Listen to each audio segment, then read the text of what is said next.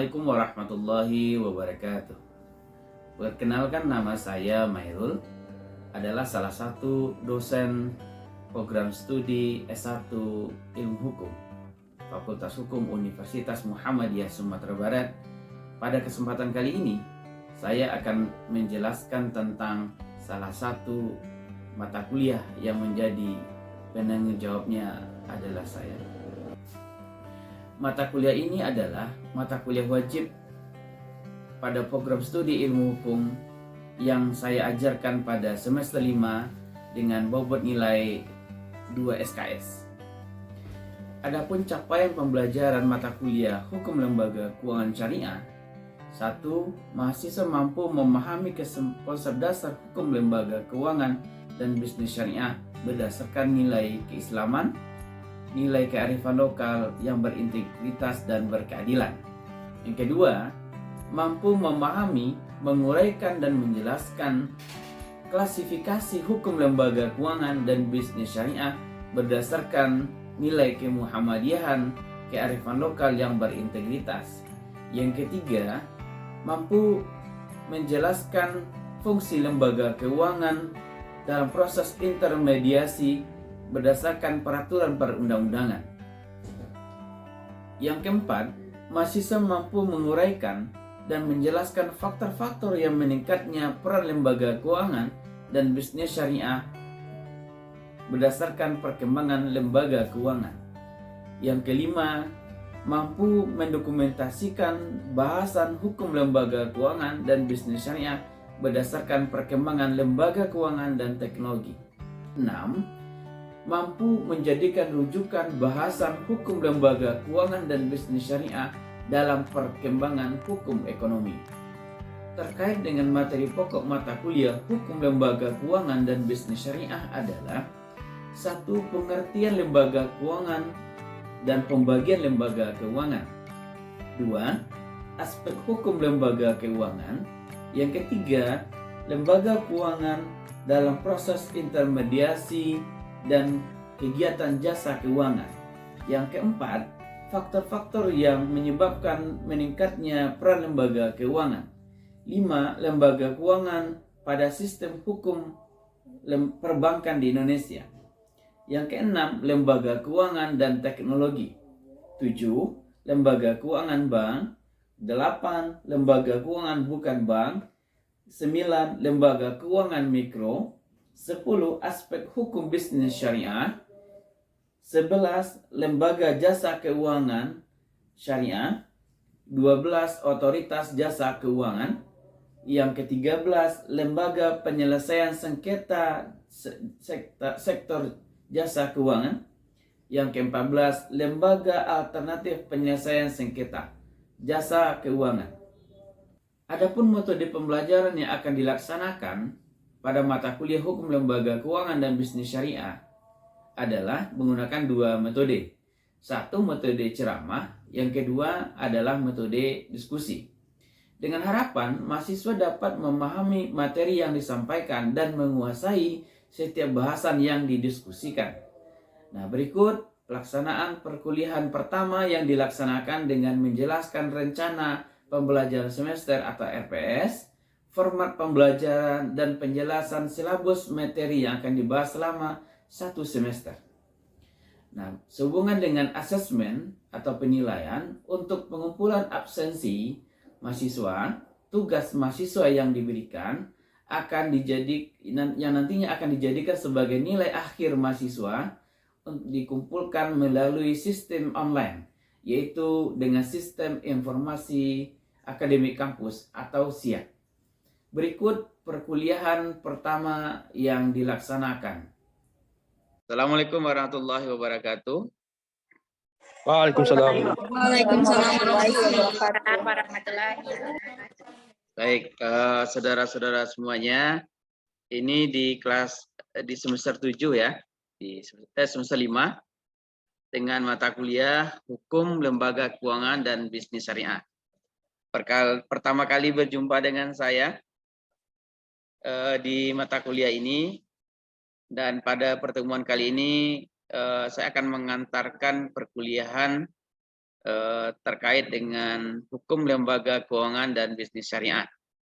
Seperti yang disampaikan tadi, setiap kali pertemuan tentu harus dijelaskan atau digambarkan perkuliahan kita, sehingga ke depan dalam satuan rencana pembelajaran 1 semester ini, setiap kali pertemuan itu kita sama-sama sudah mengetahui rangkaian kegiatan apa saja, materi apa saja yang akan kita bahas. Saudara semuanya sehat? Alhamdulillah sehat, Pak. Alhamdulillah. Baik. Nah, pada waktu yang terbatas ini kita akan membahas tentang hukum lembaga keuangan dan bisnis syariah, di mana tentu mata kuliah ini adalah mata kuliah yang merupakan mata kuliah sebenarnya berawal dari beberapa pengembangan dari mata kuliah sebelumnya, seperti mata kuliah hukum perbankan, kemudian mata kuliah hukum pembiayaan, dan mata kuliah hukum pasar modal, termasuk hukum investasi dan penanaman modal. Nah, dari perkembangan yang ada, mata kuliah dan kegiatan di negara kita dalam pengembangan struktur organisasi lembaga keuangan, maka dengan terbentuknya sebuah lembaga otoritas jasa keuangan atau disingkat dengan OJK yang berdasarkan dengan Undang-Undang Nomor 21 Tahun 2011 adalah sebagai dasar hukum dari keberadaan otoritas jasa keuangan, maka membawa dampak dari keberadaan struktur organisasi lembaga keuangan di Indonesia. Nah, sebelum itu kan saya bagikan RPS ya. Ini.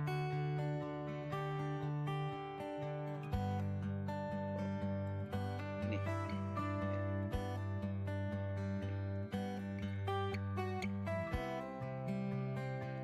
Oke.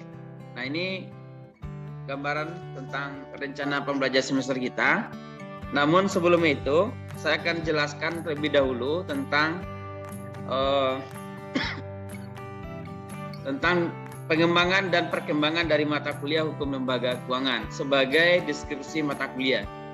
Seperti yang sudah dihantarkan bahwa ketika tahun 2011 terjadinya atau terbentuknya Undang-Undang Otoritas Jasa Keuangan, yaitu Undang-Undang Nomor 21 Tahun 2011, maka pada tahun 2012 dibentuklah lembaga setingkat lembaga negara, yaitu Otoritas Jasa Keuangan, di mana lembaga keuangan di bawah Otoritas Jasa Keuangan yang dahulunya terpisah-pisah ada di bawah kewenangan Kementerian Keuangan seperti pasar modal, ya, kemudian ada di bawah seperti perbankan, kemudian lembaga keuangan mikro di bawah Bank Indonesia juga sebagai bank sentral waktu itu, kemudian seperti koperasi. Nah, lalu pada terbentuknya lembaga otoritas jasa keuangan, disatukanlah semua rangkaian organisasi itu di bawah kewenangan otoritas jasa keuangan. Nah, melihat dari perkembangan struktur organisasi lembaga keuangan, maka membawa pengaruh terhadap kajian dan pembahasan mata kuliah kita. Nah, berdasarkan kurikulum nasional atau kurikulum perguruan tinggi, dilakukanlah beberapa revisi-revisi tentang perkembangan kurikulum kita, termasuk mata kuliah hukum lembaga keuangan dan bisnis syariah, yang juga bisnis syariah, terutama bisnis syariah awalnya dahulu dikenal dengan prinsip yang dilaksanakan pada kegiatan perbankan. Kita kenal dengan pelaksanaan prinsip berdasarkan konvensional, kemudian kegiatan perbankan berdasarkan prinsip syariah. Nah, ketika perkembangan ini tidak lagi menjadi persoalan prinsip apa yang dijalankan, maka sudah menjadi satu padu antara baik secara konvensional maupun menjalankan prinsip syariah, karena sudah menjadi satu payung di bawah kegiatan otoritas jasa keuangan. Nah, untuk itu pada tahun 2017 dikembangkanlah mata kuliah ini menjadi hukum lembaga keuangan dan bisnis syariah. Tujuannya apa? Tujuannya adalah agar para mahasiswa bisa memahami bahwa mata kuliah ini merupakan mata kuliah yang sangat urgent dipahami, yang nantinya di semester selanjutnya baik yang akan mengambil konsentrasi hukum pidana, hukum perdata, dan hukum tata negara dan administrasi negara, semuanya memahami bahwa baik ada persoalan bisnis lembaga keuangan, kemudian ada tindak pidana atau kejahatan ekonomi pada lembaga keuangan, maupun struktur organisasi dan administrasi negara seperti kegiatan-kegiatan yang bagian dari lembaga negara dipahami dalam struktur tata negara. Nah, ini menjadi modal pemahaman bagi kita untuk mengetahui bahwa penting bagi kita di semester 5 mengikuti mata kuliah hukum lembaga keuangan dan bisnis syariah. Nah, itu menjadi latar belakang dan dasar pemikiran kenapa mata kuliah ini penting dan merupakan pembaruan dari perkembangan struktur organisasi lembaga keuangan. Nah, lalu apa yang akan kita bahas? Ya, apa yang akan kita bahas selama perkuliahan ini?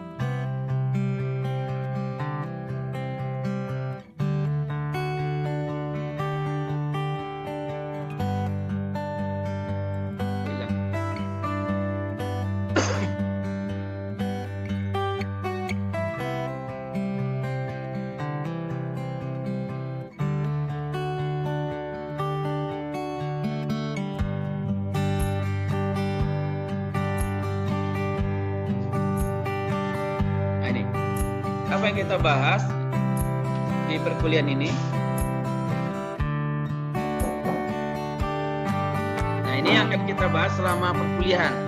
Ya, ada 16 kali pertemuan. Kemudian tatap mukanya ada 14 kali. Kemudian pada pertemuan ke-8 nanti kita akan adakan evaluasi tengah semester. Kemudian pada pertemuan ke-16 kita adakan evaluasi seluruhnya dalam bentuk asesmen penilaian rangkaian kegiatan perkuliahan yang kita lakukan selama ini. Nah, pada tatap muka perkuliahan kita, pertama itu adalah akan menjelaskan pengertian dari lembaga keuangan dan pembagian dari lembaga keuangan. Bahwa lembaga keuangan yang kita pahami selama mungkin sudah kita baca ya, atau sudah kita ketahui sedikit dari pengalaman dan pemahaman kita, bahwa lembaga keuangan itu merupakan kegiatan intermediasi dari pihak yang berkelebihan dengan orang yang membutuhkan. Kira sederhananya begitu. Atau orang yang surplus kepada orang yang membutuhkan dari dana itu. Maka ketika masyarakat atau nasabah membutuhkan dana kepada bank, maka disebutlah dengan istilahnya pembiayaan atau kredit. Atau ketika ada pihak penanam modal atau investor yang menanamkan usaha modalnya di suatu sektor usaha, maka disebut dengan investasi atau penanaman modal. Nah, jadi pemahaman secara umum lembaga keuangan itu adalah suatu bentuk kegiatan intermediasi yang merupakan bagian dari proses dari antara pihak yang membutuhkan dana dengan pihak yang menyediakan dana. Nah, kemudian terkait dengan pembagian lembaga keuangan. Pembagian lembaga keuangan itu ada 3, saudara. Pembagian lembaga keuangan itu ada 3. Pertama, lembaga keuangan bank. Nanti akan kita bahas tentang apa yang dibedakan antara apa itu bank dan apa itu perbankan. Jadi tidak sama pemahaman tentang bank dan perbankan. Tapi dalam bentuk pembagian bentuk lembaga keuangan itu dikenal dengan istilah lembaga keuangan bank. Jadi bukan perbankan. Yang kedua adalah lembaga keuangan mikro. Yang kedua adalah lembaga keuangan non bank. Ya, lembaga keuangan non bank. baru yang ketiga adalah lembaga keuangan mikro. Nah, ini yang berkembang tentang lembaga keuangan mikro itu. Nah, kenapa ini dikembangkan? Karena pada awalnya hanya dikenal dua istilah, lembaga keuangan bank dan lembaga keuangan non-bank. Tapi dengan adanya Undang-Undang Nomor 1 Tahun 2013, maka menambah dari keberadaan dari bentuk lembaga keuangan di Indonesia. Dikenal dengan istilah lembaga keuangan mikro. Nah, ini yang akan kita lihat pengertian dan pembagiannya. Yang kedua adalah, yang akan kita bahas itu adalah aspek hukum lembaga keuangan. Nah, yang menariknya apa, saudara? Ketika kita selama ini memahami bahwa, dan dari pandangannya mengatakan bahwa ada pemisah antara konsep hukum ekonomi, konsep ekonomi dengan konsep hukum ekonomi. Nah, ternyata di lapangan ternyata berbeda. Harus ada aturan ekonomi yang juga berkaitan dengan aturan hukum ekonomi. Maka dikenal dengan istilah hukum ekonomi. Ketika aturan ekonomi dan aturan hukum ekonomi ini menjadi satu kesatuan, maka ini yang disebut dengan adanya aspek hukum. Maka dalam kalangan para ekonom mengatakan mereka kadang-kadang membuat suatu kebijakan, membuat suatu regulasi tanpa mempertimbangkan aspek hukum. Tapi mereka berpikir bagaimana kegiatan usaha yang mereka lakukan itu berjalan. Contoh, ketika dipahami ada badan hukum, ada badan usaha. Nah, orang berpikir badan usaha. Nah, badan usaha itu yang bagaimana? Badan usaha itu adalah berwujud tentang bentuk usahanya apa yang dia lakukan. Seperti badan usaha milik negara, badan usaha milik swasta, badan usaha seperti CV, firma, PO, dan sebagainya. Tapi apakah berbadan hukum? Tidak. Nah, ini akan menjadi persoalan. Juga kita lihat dari contoh di lapangan. Koperasi mengatasnamakan kegiatan usahanya seperti koperasi. Tapi apakah berbadan hukum? Tidak. Nah, maka ketika kita melihat nanti dalam bentuk aspek hukum, inilah menjadi suatu bentuk pemahaman kita selanjutnya. Kemudian kita akan melihat ya, pertemuan ketiga adalah fungsi lembaga keuangan dalam proses intermediasi. Nah, bagaimana fungsi dari lembaga keuangan? Nah, kita akan lihat bahwa ada 3 prinsip dasar sebenarnya fungsi lembaga keuangan. Apa itu? Pertama, dia sebagai penyimpan. Nanti bisa saudara lihat nanti di dalam definisi Undang-Undang Nomor 10 Tahun 98, apa itu fungsi dari lembaga keuangan. Nah, dari 3 itu adalah sebagai penyimpan dana, penyalur dana dari masyarakat, dan sebagai jasa. Nah, jasa itu artinya apa? Jasa itu seperti ATM, atau sekarang dikenal dengan internet banking. Jadi 3 fungsi itu adalah menjadi bentuk kegiatan pada perbankan. Yang ketiga, yang keempat adalah kita akan melihat faktor-faktor yang menyebabkan lembaga keuangan itu penting bagi masyarakat. Sekarang kita melihat bahwa seluruh kegiatan itu semuanya tergantung dari lembaga keuangan. Saudara bayar kuliah pakai lembaga keuangan. Kita butuh transaksi usaha, dagang, sebagainya butuh lembaga keuangan. Jadi semuanya akan kita lihat. Apalagi sekarang dikenal dengan istilahnya fintech. Kemudian kita akan melihat lembaga keuangan lembaga keuangan yang sifatnya adalah bank dan lembaga keuangan non-bank. Nanti di beberapa rangkaian itu akan kita bahas. Nah, juga nanti di samping dari rancangan pembelajaran kita setiap kali pertemuan, ada juga di samping itu karena tadi kita adalah bisnis syariah, kita kan juga melihat tentang aspek hukum bisnis syariah. Nah, apa yang akan kita lihat dari aspek hukum bisnis syariah? Pertama adalah akan membedakan pemahaman tentang istilah konvensional dengan penerapan prinsip syariah setiap aktivitas kegiatan lembaga keuangan. Nah, menariknya begini, saudara. Pada tahun 2001 dengan pembaruan Undang-Undang Bank Indonesia, sebenarnya sudah ada yang namanya spin-off. Nah, ini spin-off ini nanti dibahas di situ nanti. Maka pada tahun 2001 kemarin, ya 2001 kemarin, target dari kegiatan spin-off itu terlaksana. Apa itu? Contoh, ketika ada BNI sebagai bank yang melaksanakan kegiatan konvensional, ya. Setelah itu ada BRI dan bank-bank umum lainnya yang menggunakan prinsip konvensional. Ketika target dari Bank Indonesia adanya spin-off, maka pada tahun 2021 itu dipisahkan, tidak ada lagi namanya bank umum lalu bank unit usaha syariah, tidak ada lagi. Maka kan saudara lihat ya, ada sekarang itu BSI, nah gitu, ya kan? Bank Syariah Indonesia. Nah, Bank Syariah Indonesia itu adalah hasil dari perkembangan dan kebijakan tentang spin-off-nya bank yang ada di Indonesia, yang tidak lagi di bawah naungan bank konvensional atau bank umum yang menggunakan prinsip konvensional. Jadi bank-bank usaha milik negara sekarang dua prinsip, ada bank umum yang melaksanakan prinsip konvensional, ada yang melaksanakan bank umum dengan prinsip syariah, namanya salah satunya adalah BSI yang dilakukan namanya spin-off tadi.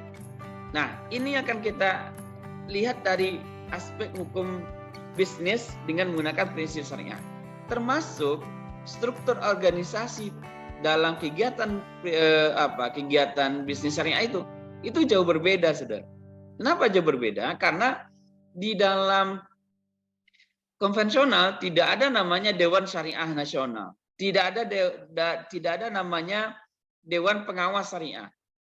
Nah, jadi konvensional itu langsung bank sentral atau Bank Indonesia yang melakukan pengawasan. Tapi pada Bank Syariah Indonesia atau bank yang menggunakan prinsip syariah, ada selain Bank Indonesia juga ada pihak independen yang dibentuk untuk melakukan pengawasan apakah betul bank-bank atau lembaga keuangan itu menggunakan prinsip syariah. Apakah itu bank, apakah itu pasar modal, apakah itu asuransi, apakah itu lembaga pembiayaan dan sebagainya. Nah, itu bedanya nanti akan kita lihat pada kegiatan bisnis, aspek hukum bisnis syariah. Saya loncat saja, silakan saudara baca lebih rinci nanti. Kemudian yang poin yang penting itu juga adalah lembaga keuangan mikro. Ini yang baru, saudara. Lembaga keuangan mikro dasar hukumnya apa? Adalah Undang-Undang Nomor 1 Tahun 2013. Ya, Undang-Undang Lembaga Keuangan Mikro ini adalah menjelaskan bahwa kegiatan-kegiatan tertentu yang tidak sifatnya kepada makro itu dilaksanakan di bawah pengawasan otoritas jasa keuangan, tapi wujudnya adalah lembaga keuangan mikro. Contoh apa? Menjelaskan bentuk badan hukum. Kalau di dalam Undang-Undang Nomor 10 Tahun 98 tentang perbankan menjelaskan bahwa ada 3 bentuk badan hukum. Ada perseroan terbatas, ada koperasi, dan ada yayasan. Tapi pada lembaga keuangan mikro menjelaskan bahwa badan hukum itu hanya 2. Pertama perseroan terbatas, yang kedua adalah koperasi. Maka contoh bank perkreditan rakyat. Bank perkreditan rakyat atau bank umum sendiri boleh berbadan hukum koperasi, boleh berbadan hukum perseroan terbatas. Jadi diberikan kesempatan kepada badan usaha itu untuk melakukan badan hukumnya apa gitu. Nah, ini yang akan kita bahas nanti terkait dengan bentuk badan hukum yang juga lembaga keuangan mikro itu sampai membahas tentang kegiatan terkecil yaitu seperti koperasi, kemudian BMT yang dikenal dengan koperasi jasa keuangan syariah. Lalu aspek hukum bisnis syariah. Nah, ini yang sudah kita bahas tadi. Kemudian lembaga jasa keuangan syariah. Nah, lembaga keuangan syariah itu juga nanti akan dilihat. Dan selanjutnya adalah otoritas jasa keuangan. Nah, ini yang saya hantarkan dari awal tadi. Apa sebenarnya otoritas jasa keuangan? Otoritas jasa keuangan itu adalah lembaga independen yang dibentuk atas dasar undang-undang. Jadi seluruh kewenangan yang sebelumnya dimiliki oleh Kementerian Keuangan seperti pasar modal tadi, kewenangan yang dimiliki Kementerian Koperasi dan UMKM, seluruh kewenangan yang dimiliki oleh Bank Indonesia, semuanya disatukan menjadi satu pintu di bawah kewenangan Otoritas Jasa Keuangan.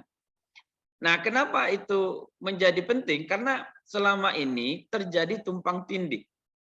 Ada kewenangan yang dimiliki oleh Kementerian Keuangan dalam penanaman modal, dalam kegiatan pasar modal, aturannya begini.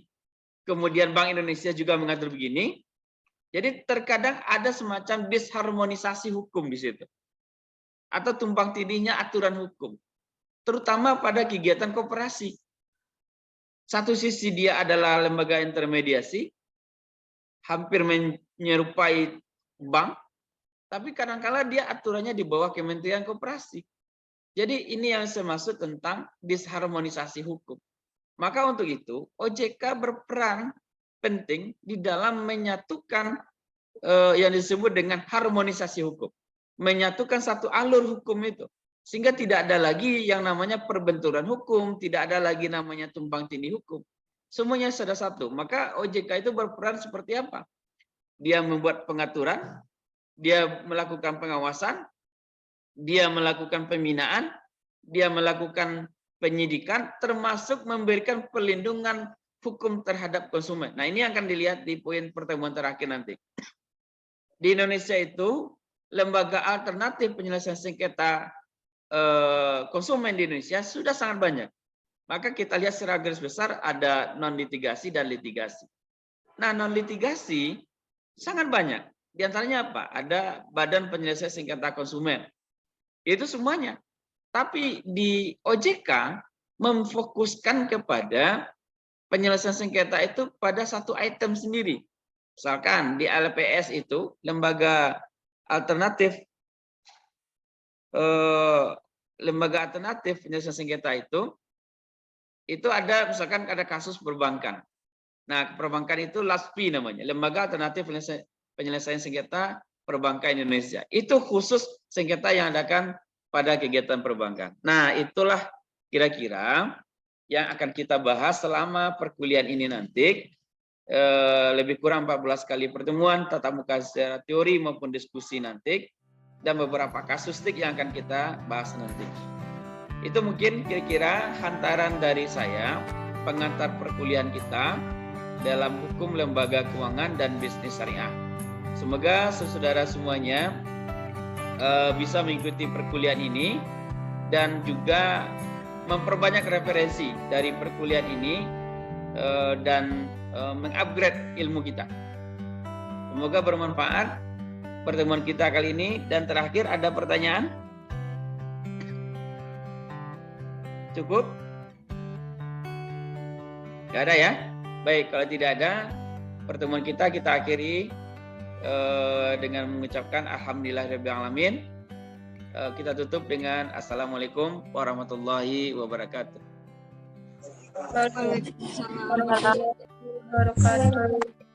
Waalaikumsalam warahmatullahi wabarakatuh.